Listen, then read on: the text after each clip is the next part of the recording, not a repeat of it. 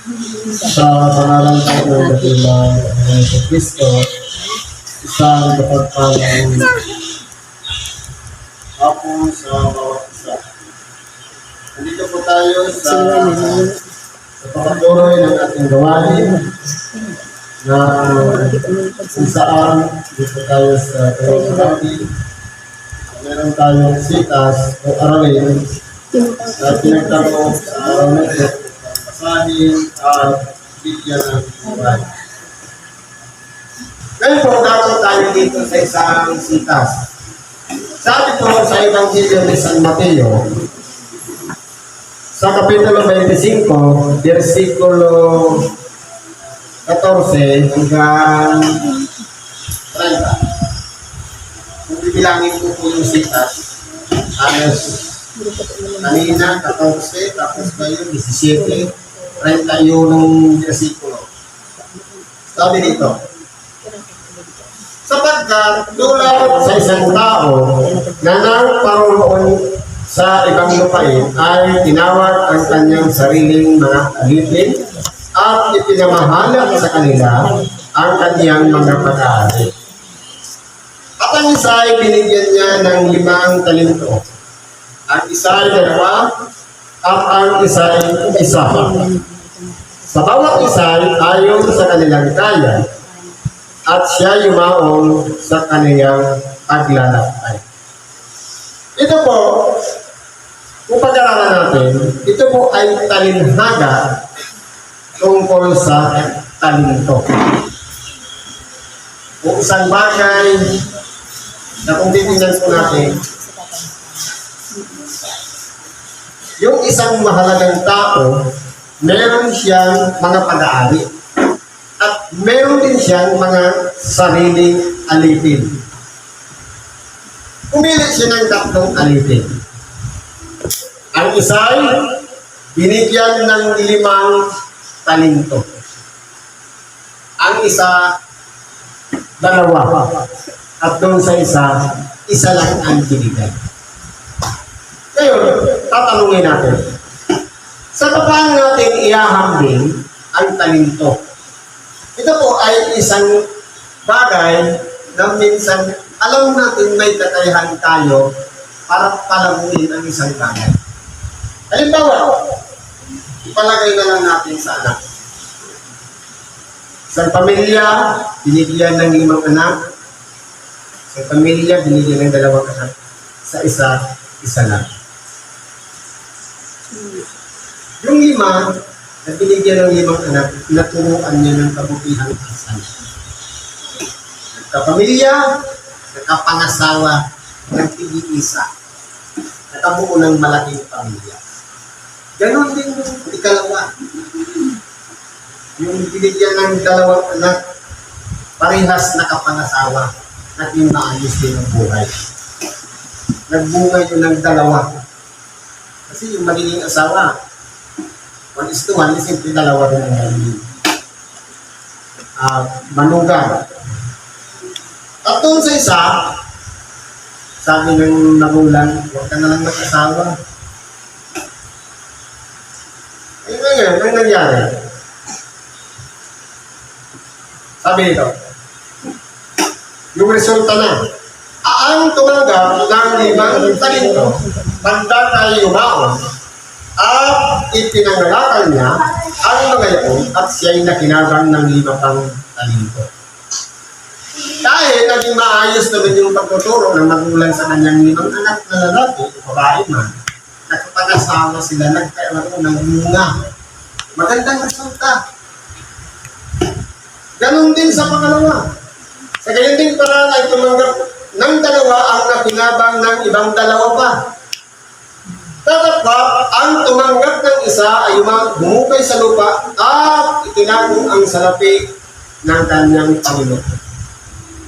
Kumbaga, walang ginawa sa kanyang sarili, puro pagliwaling lang, puro bisyo, sugal, wala siyang ginawa sa sarili.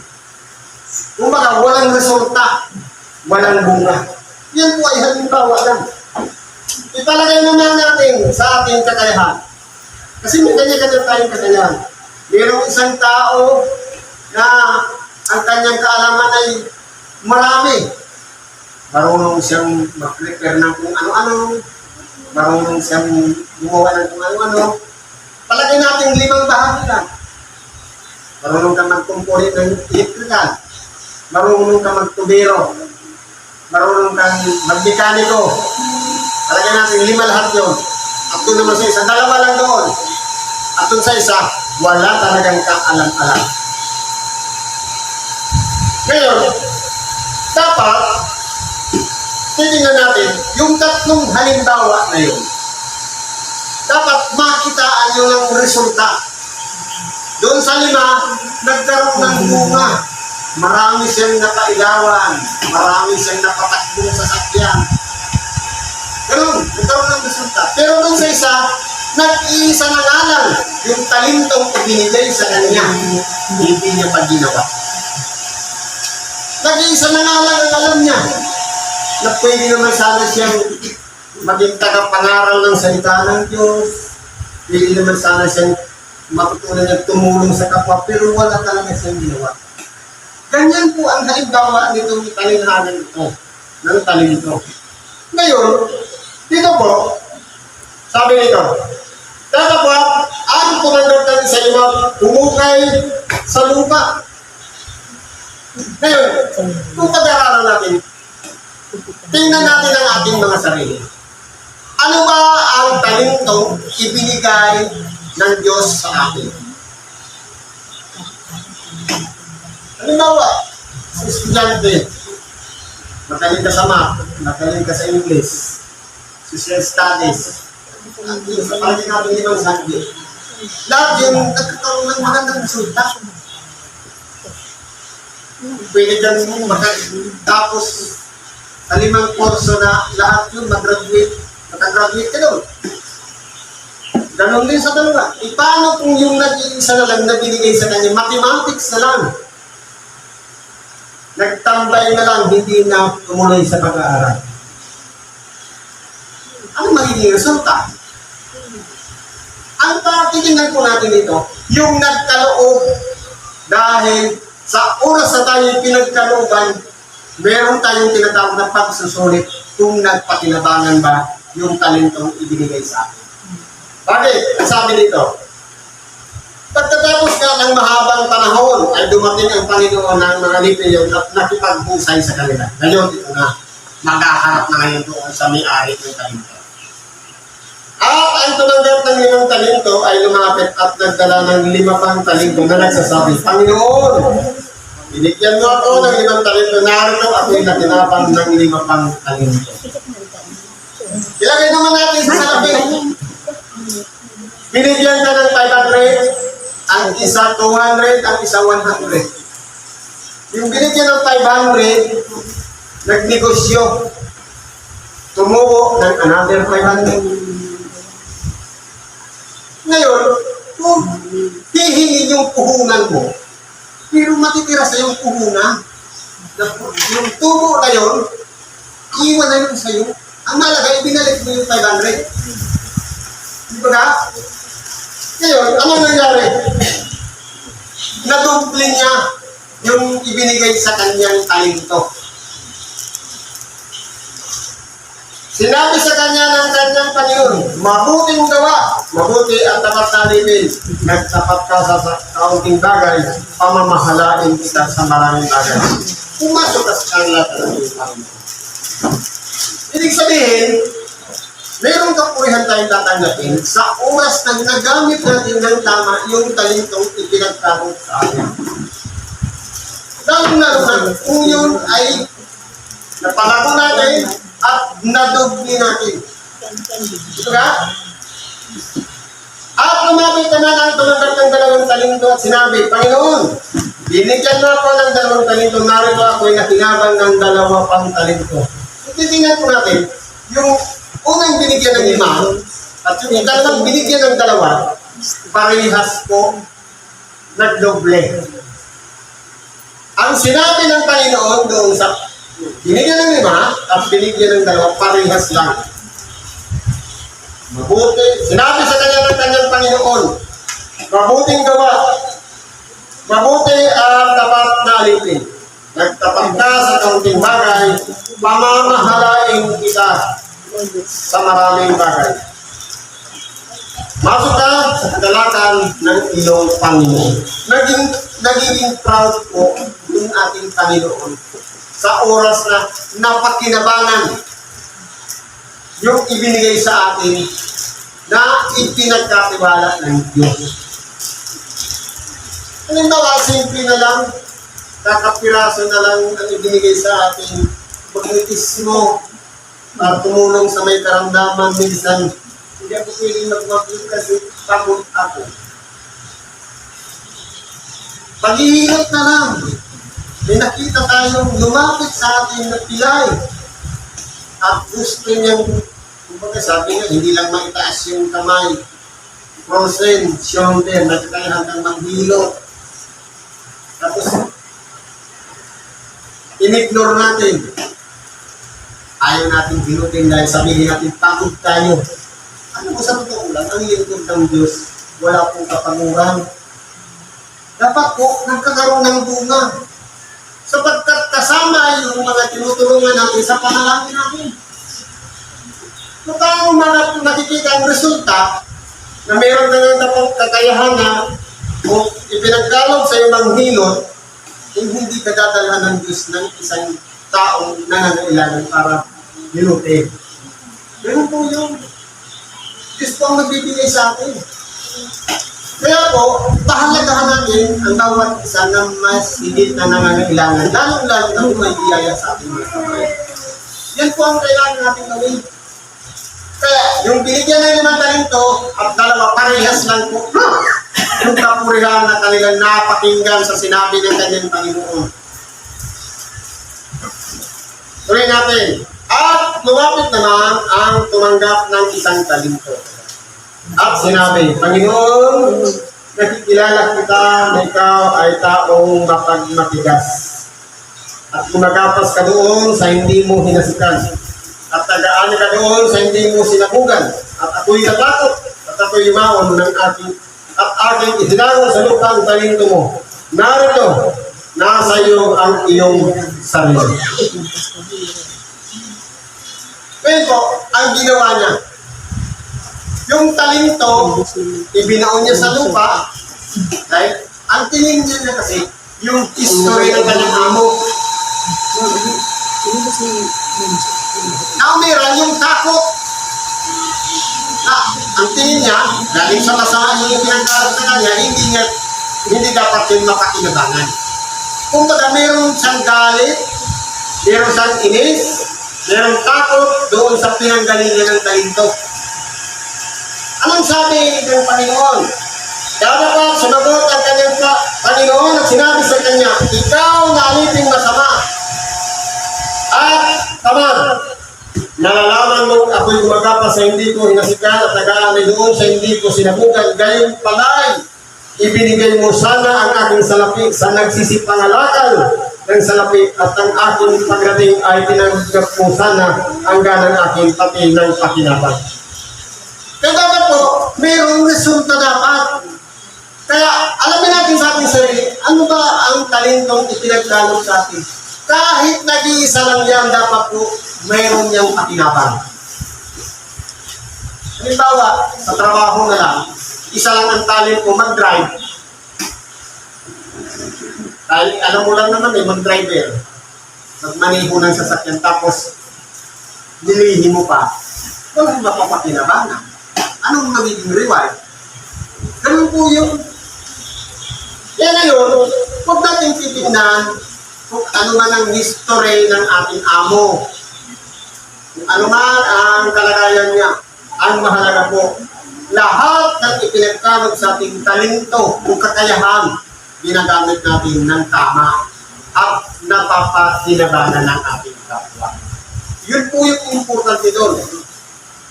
Ngayon, sabi ng Panginoon, alisin nga ninyo sa kaniya ang talento at ibigay ninyo sa may 10 talento. Bakit ibinigay doon sa may 10? Dahil po, alam ng Panginoon na hindi siya malulugi. Hindi siya manghihinayang na ipagkalog na may 10 talento ang isang talento dahil yung 5 nga na doble, ipapaano pa yung isa na kaya rin palaguin nyo. Ganun po.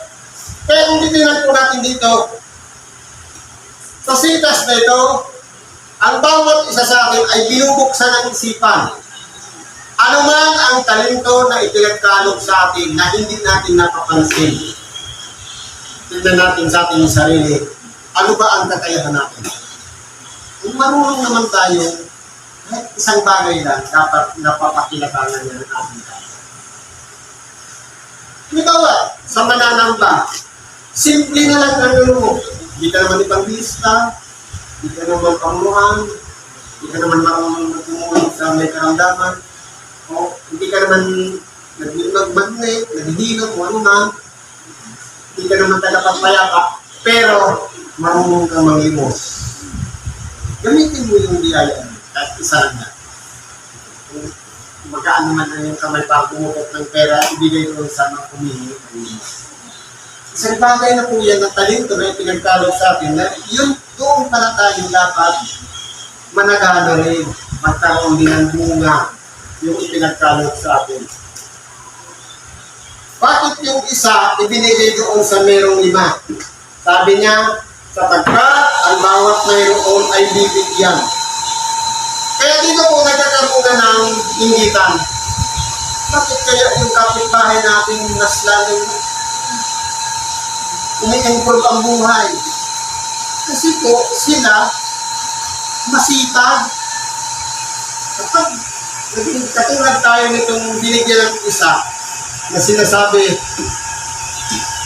masama at tamad na alipin, walang kakinabang, aalisin talaga yung talento sa kanya. Sabi, sapagkat ang bawat mayroon ay bibigyan at siya'y magkakaroon ng sagana. Ngunit ang wala, pati ng nasa kanya, ay aalisin sa kanya. Pansinin natin, hindi ba ka-attitude yan ng mga Pilipino? Sa magkakapit-bahay, pag tayo nakikita nag-iinto, dinadown, minsan sinisiraan. Sa negosyo na lang ng manok. Nausunong yung negosyo ng manok, yung prito-prito sa magkano ba yung isang piraso, 5 piso. Di gumaya lang, ngayon sinisiraan niya tayo na unang gumawa. Nangupya na nga lang yan. Ganun talaga ang ugali ng mga Pilipino. Naninira, lalong-lalong na. Gusto nila kasi pantay lang lahat. Kapag nag-aasenso na, nandun naman yung mga maninirang puri. Ang gusto niya, pantay lang lahat. Walang nag-iimbulong, walang umaasenso. Yan yung ang nakikita ng mga Pilipino. Pero, sa pamantayan ng Diyos, kahit yung inaasahan natin, nag-iisa na lang nawawala pa sila. Kaya kung titignan po natin, sa mga masisipag at mga marunong magpahalaga ng talentong yan, meron tayong bunga sa pang-araw-araw natin ginagawa. Dapat po, kalugdan tayo sa ating mga ginagawa. Hindi lang dahil nakagawa tayo ng tama, sapat na, kundi dapat tuloy-tuloy lang ang paggawa ng kabutihan sa kapwa. Sapagkat balang araw, magkakaroon naman tayo ng reward sa pagbabalik ng ating dakilang Panginoon. Doon na po ang pagsusulit ng bawat isa sa atin. Dahil tayo, pinagkalungan na buhay dito sa ibabaw ng sanlibutan, gamitin natin yung talentong yan. Kung ang talentong yan, mahabag sa kapwa, lalong-lalo na yung kapaspalan, tulungan natin sila. Kung tayo po ay may kakayahan na magpakain sa ating kapwa, tulungan natin yan. Ang mahalaga po, nakagawa tayo ng kabutihan sa ating kapwa. Hindi tayo ibilang doon sa alipin at na masama at tamad na wala talagang ginawa. Buti pa, sabi nga, inilagay na lang sa bangko, baka nagka-interest pa. Yung binigyan ng 100. Diba? Sabi dito, ang aliping walang kaburuhan ay yung itapon sa kadiliman sa labas. Yan na nga ang pagtangis at ang pagnanalik ng itim. Kaya po, sa totoong buhay dito sa ibabaw ng sanlibutan, kung tayo man ay pinagkatiwalaan ng Diyos, pahalagahan natin yung pinagkatiwala sa atin. Dapat magkaroon yun ng resulta o bunga. Dahil lahat po na ipinagkalog sa atin ng Diyos, biyaya man yan, anak, kung tayo man ay pinagkaloban ng isang bahagi ng kayamanan, dapat po palaguin natin yan. I-multiply natin yan, wag lang addition, na magdudubli lang. I-multiply natin. Para lang sa ganun, pagpalit ng ating dakilang Panginoon, tayo ay maging karapat-dapat sa kanyang paningin at hindi tayo itapon doon sa labas. Na walang iba. Naging parang nangyari walang pakinabang tayo sa harapan ng ating dakilang Panginoon. Kaya po, pagsikapan natin tuklasin yung mga talintong yan ay pinagkalog sa atin at ito'y gamitin natin. Gumawa tayo ng kabutihan sa ating kapwa upang kalogdan tayo ng Diyos. Siguro po, dito na lang ang pakikibagi natin sa oras ito. Salamat po sa Diyos. At ano man ang ating kahilingan, karaingan, ilapit po natin yan sa Diyos. At hingin natin sa Kanya ay pagkalog ang kagalingan ng ating karamdaman, ang lunas sa ating mga problema, at yung din ang kadaanan ng mga kabigatan sa ating buhay. Sa ngalan ni Kristo Jesus, salamat at kapagpalang hapon sa bawat isa.